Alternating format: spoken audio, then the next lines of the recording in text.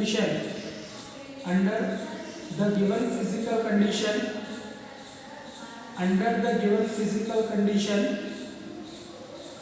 the ratio of potential difference to electric current for any conductor is always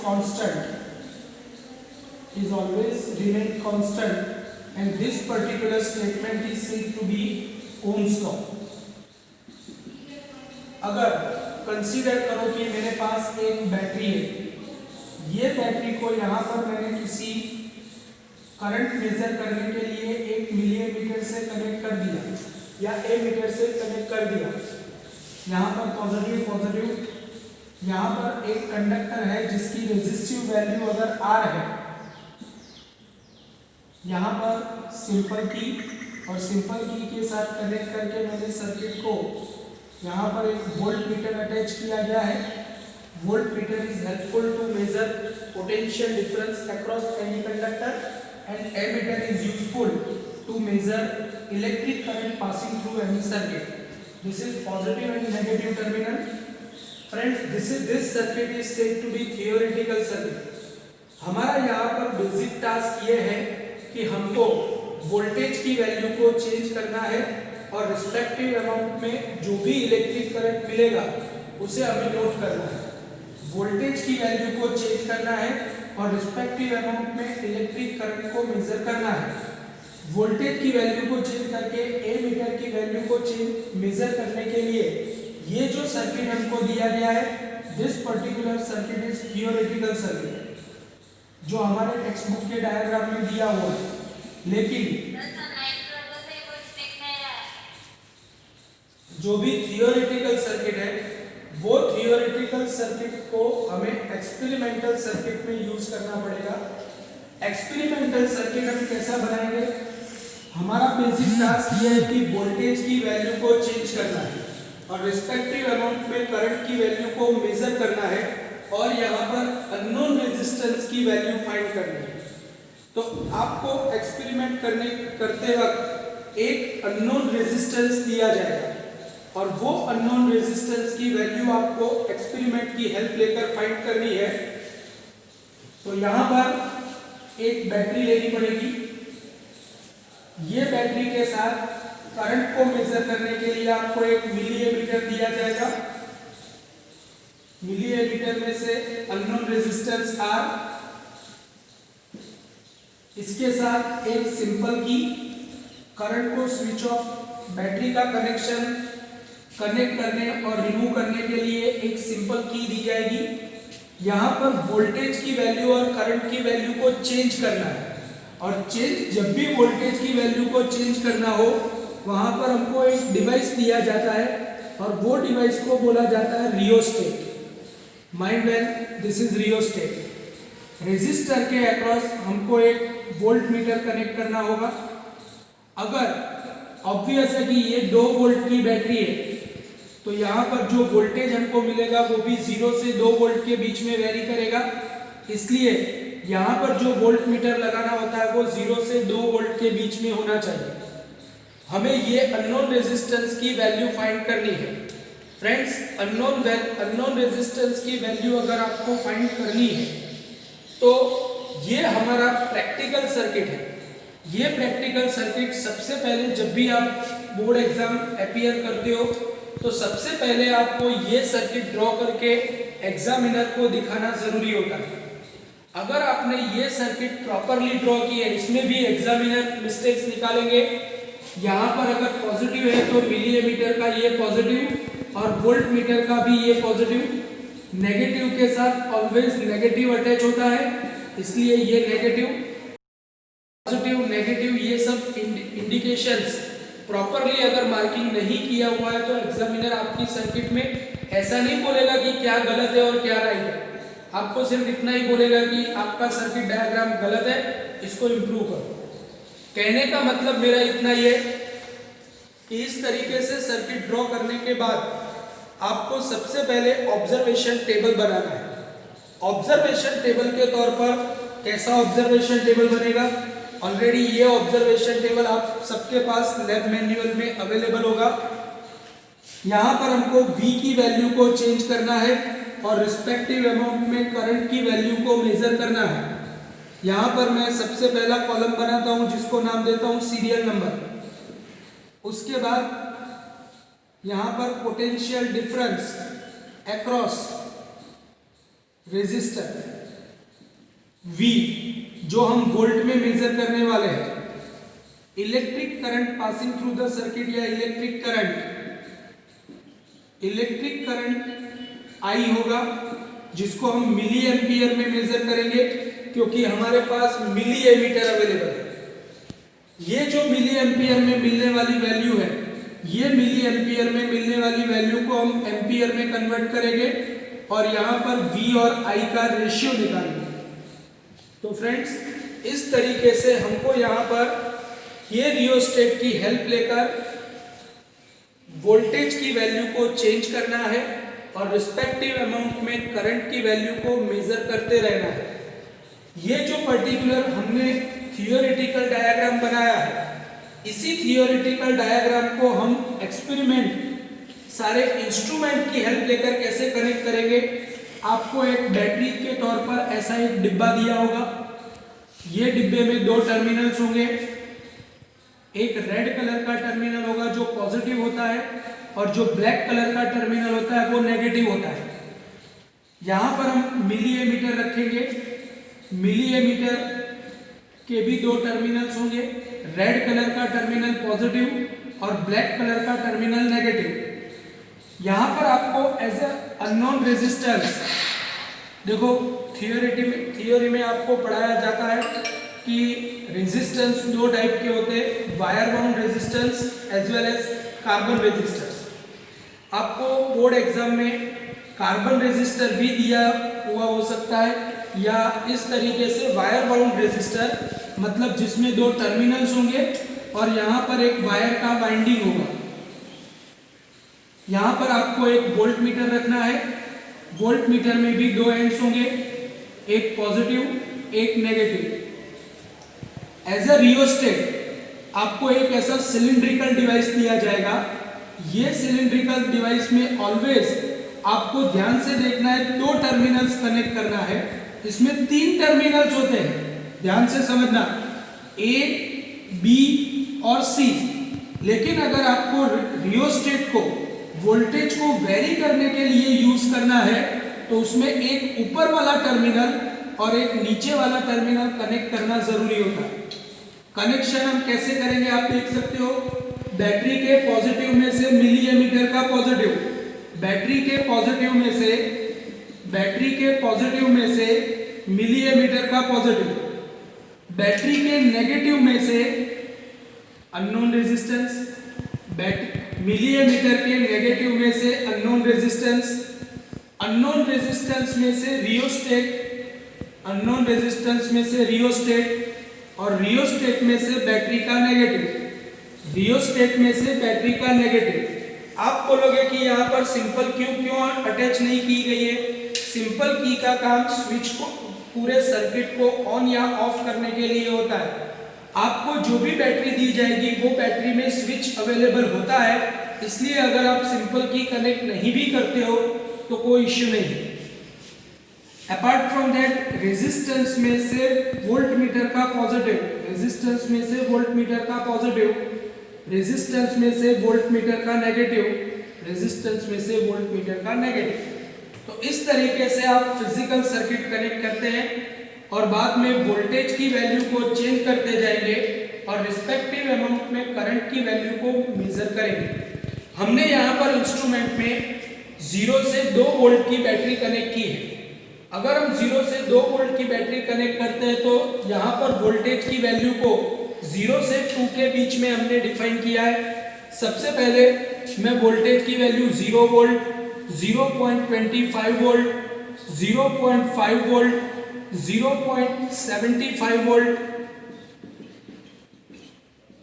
1.0 volt, 1.25 volt, इस तरीके से हम यहाँ पर इसके वेरिएशन सिलेक्ट करेंगे 0.25 वोल्ट के डिफरेंस में, और उसके अकॉर्डिंगली करंट की वैल्यू जो भी आती है वो मेजर करते जाएंगे। तो अब हम चलते हैं फिजिकल इंस्ट्रूमेंट के ऊपर और वहां पर जाकर के डिस्कस करते हैं कि कैसे ऑब्जर्वेशंस लेने हैं।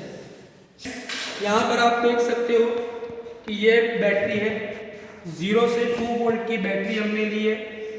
ये मिली एमीटर है, ये अननोन रेजिस्टेंस है, ये वायर बाउंड रेजिस्टर है और उसके ऊपर कंडक्टिंग वायर का वाइंडिंग किया गया है। ये कंडक्टिंग वायर का रेजिस्टेंस मुझे यहाँ पर फाइंड करना है। ये एक कंडक्टिंग वायर है, ये वोल्ट मीटर है और ये रियोस्टेट है। रियोस्टेट में जैसे मैंने आपको एक्सप्लेन किया, उसके पास 3 टर्मिनल्स होते हैं, ए, बी और सी। आप देख सकते हो कि मैंने एक नीचे वाला और एक ऊपर वाला यूज किया है। अगर आपको एक्चुअली रियोस्टेट का दूसरा नाम पोटेंशियल डिवाइडर भी है, यहाँ पर वो पोटेंशियल को वेरी करने का काम करता है, इसीलिए इसको पोटेंशियल डिवाइडर ऐसा नाम दिया गया है। तो सबसे पहले मैं यहाँ पर कनेक्शन कैसे करना है वो आप सबको फिर से एक बार दिखा देता हूँ। बैटरी के पॉजिटिव से रेड कलर का टर्मिनल बैटरी का पॉजिटिव होता है। रेड कलर का टर्मिनल बैटरी का पॉजिटिव है। आप देख सकते हो कि बैटरी के पॉजिटिव में से मिली एमीटर का पॉजिटिव, यहाँ पर इसके ऊपर प्रिसाइजली पॉजिटिव नेगेटिव लिखा हुआ है। पॉजिटिव में से पॉजिटिव, नेगेटिव से अननोन रेजिस्टेंस। आप देख सकते हो मैंने नेगेटिव से अननोन रेजिस्टेंस कनेक्ट किया है। अननोन रेजिस्टेंस से रियोस्टेट का वेरिएबल एंड और रियोस्टेट से बैटरी का नेगेटिव। आप देख सकते हो यहाँ पर मैंने रियोस्टेट से बैटरी का नेगेटिव अटैच किया है। वोल्ट मीटर 2 एंड्स के बीच में पोटेंशियल डिफरेंस मेजर करता है और इसीलिए इसको किसी भी कंडक्टर के अक्रॉस पैरेलल में कनेक्ट करना चाहिए। इसलिए वोल्ट मीटर के पॉजिटिव को मैंने पॉजिटिव के साथ और नेगेटिव को नेगेटिव के साथ अटैच किया है। So this is the fundamental circuit diagram. आपको जब भी बोर्ड एग्जाम या कोई भी एग्जाम जब आप अपीयर करते हो तो सर्किट ड्रॉ करने के बाद अगर आप प्रॉपर सर्किट ड्रॉ कर लोगे तो आपको सर टेबल पर जाने के लिए अलाउ करेंगे। जब आप टेबल पर जाओगे तो वहाँ पर आपको जो नेसेसरी इंस्ट्रूमेंट दिए होंगे उसको प्रॉपरली कनेक्ट अरेंज करना है और बाद में प्रॉपरली उसको कनेक्ट करना है। जब भी आप सर्किट को कनेक्ट कर लेते हो तो आपको रिस्पेक्टिव टीचर्स को या तो एग्जामिनर्स या तो फिर वहाँ पर जो भी टीचर अवेलेबल है उनको बुला के सर्किट पहले तो आपको चेक करवाना है कि हमने प्रॉपरली कनेक्ट किया है कि नहीं। अगर आपने सर्किट को प्रॉपरली कनेक्ट किया है और सर अलाउ करते हैं तभी आप एक्सपेरिमेंट के लिए बैटरी को ऑन करोगे। यहाँ पर मैं बैटरी को ऑन करता हूँ। बैटरी को ऑन करने के बाद मैं यहाँ पर वोल्टेज की अलग अलग वैल्यूज के लिए आप देख सकते हो कि वोल्ट मीटर के ऊपर 0.25, 0.5, 0.75, 1, 1.25, 1.5 ऐसा मार्किंग किया हुआ है। सबसे पहले मैं रियोस्टेट की हेल्प लेकर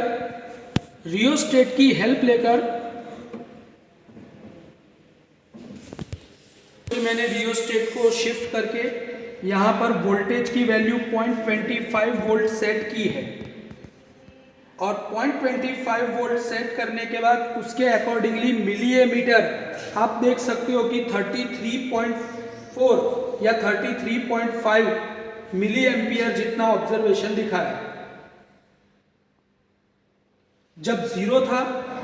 जब वोल्टेज जीरो था तो ऑलमोस्ट करंट भी जीरो मिलता है, ऑलमोस्ट जीरो मिलता है। कहने का मतलब मेरा इतना है कि पहला ऑब्जर्वेशन आप लिखोगे 0 वोल्ट पर 0 मिली एम्पियर, दूसरा ऑब्जर्वेशन लिखोगे 0.25 वोल्ट पर 0.25 वोल्ट पर 0.25 वोल्ट पर 33 मिली एम्पियर, 33 मिली एम्पियर। उसके बाद मैं वोल्टेज की वैल्यू 0.5 सेट कर रहा हूँ। अगर 0.5 प्रॉपरली सेट नहीं हो रही है तो ये रेंज में आप कोई भी वैल्यू सेट कर सकते हो। हमको मिनिमम 3 ऑब्जर्वेशंस लेने होते हैं। यहाँ पर मैं ऑब्जर्वेशन आप देख सकते हो कि मैंने 0.5 वोल्ट सेट किया है। आप देख सकते हो 0.5 वोल्ट मैंने सेट किया है और 0.5 वोल्ट के अकॉर्डिंगली यहाँ पर मुझे मिल रहा है 64.7 मिली एम्पियर, या आप उसको ऑलमोस्ट 64 मिली एम्पियर भी लिख सकते हो। साथ साथ में आप लिखते रहना। उसके बाद मैं सेट करता हूँ 0.75।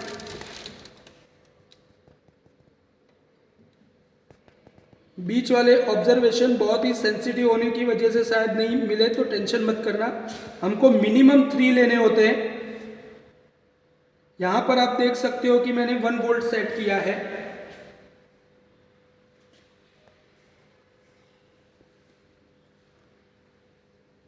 और 1 वोल्ट के अकॉर्डिंगली यहां पर 127.6 मिली एम्पियर, मतलब ऑलमोस्ट 128 मिली एम्पियर आप लिख सकते हो।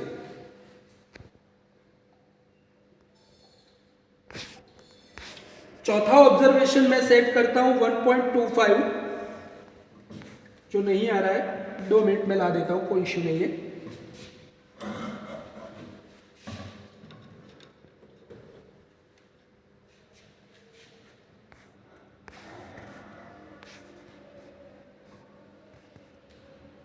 वन का लेने के बाद 1.25 सेट करता हूं।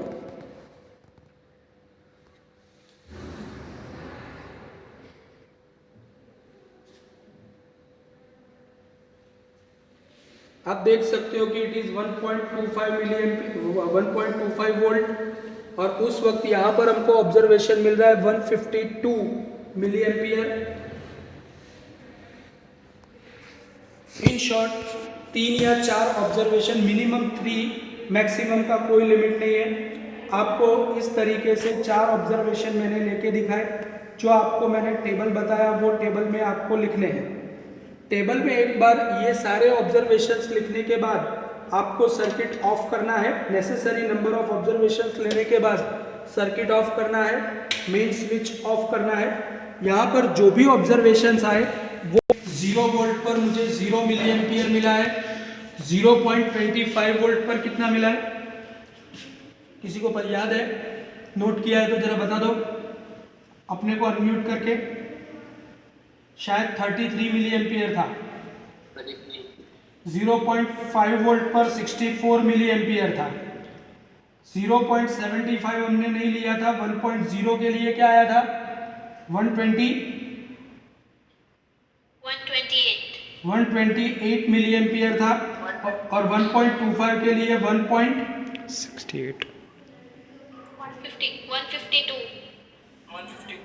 152 मिली एम्पियर था।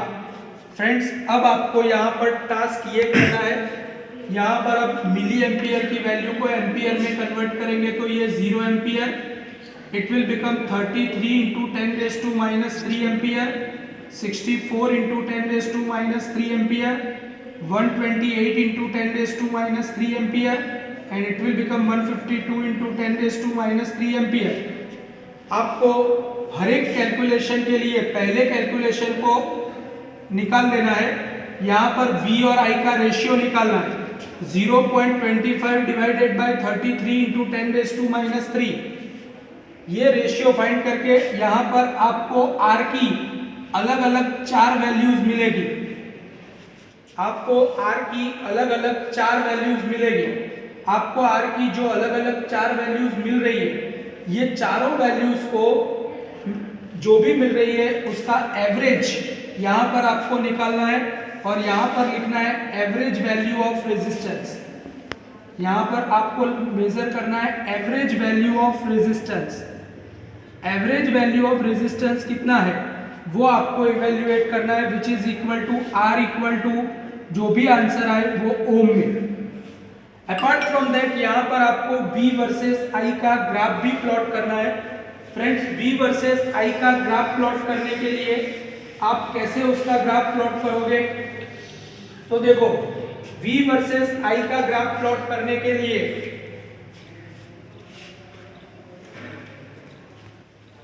हम y एक्सिस पर v की वैल्यू सिलेक्ट करेंगे, x एक्सिस पर i की वैल्यू सिलेक्ट करेंगे।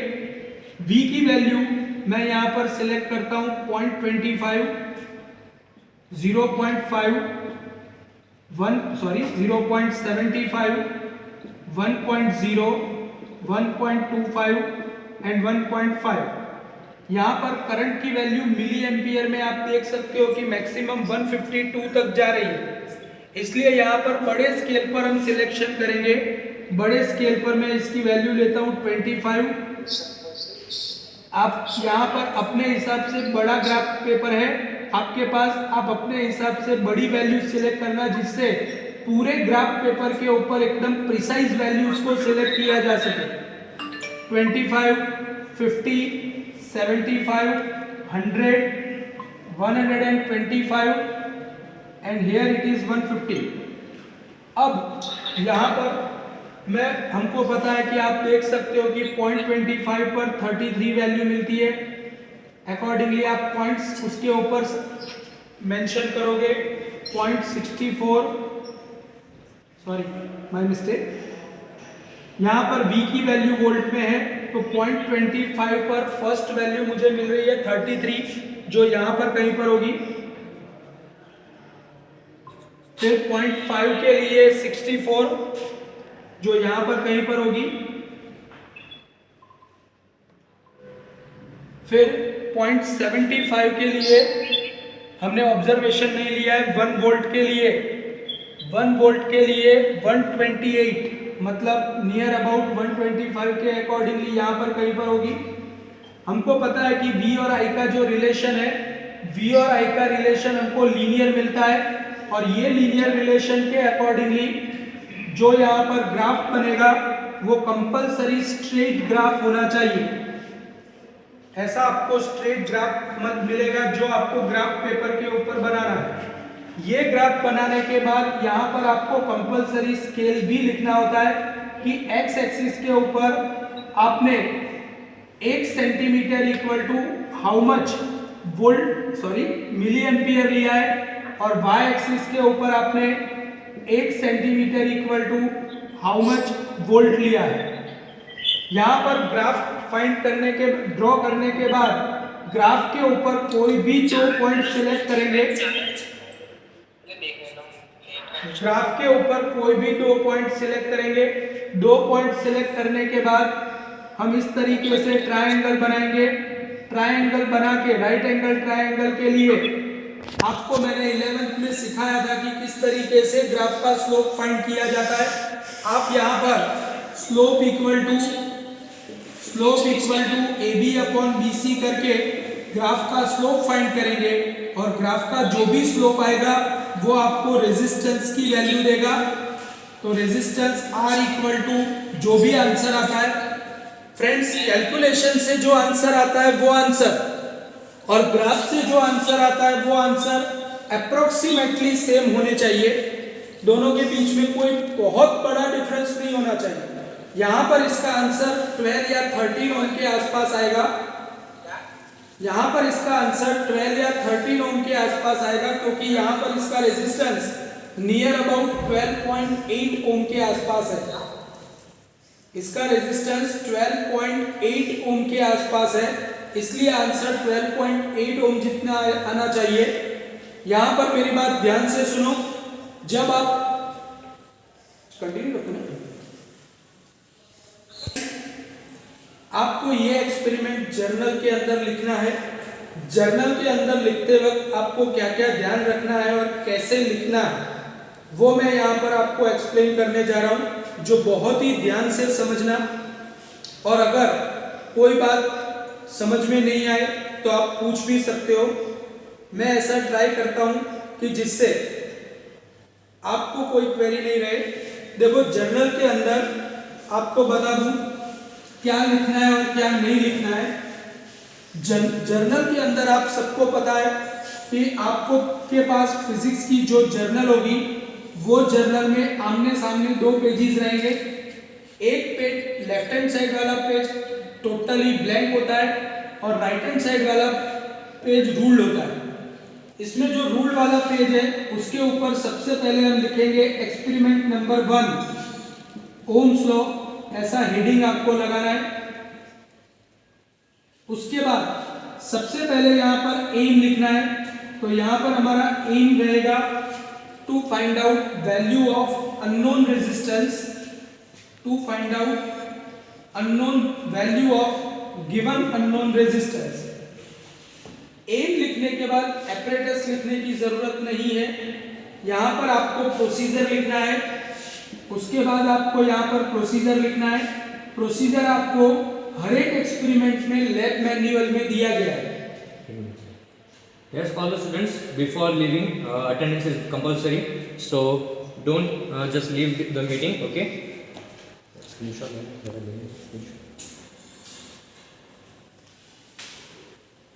एम और प्रोसीजर आपको राइट हैंड साइड पे लिखना होता है।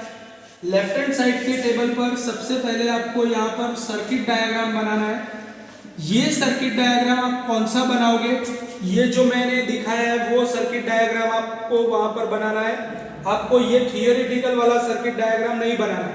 ऑलवेज आपको एक्सपेरिमेंटल जो सर्किट डायग्राम होता है वो बनाना होता है। सर्किट डायग्राम के बाद आपको यहाँ पर ऑब्जर्वेशन टेबल बनाना है।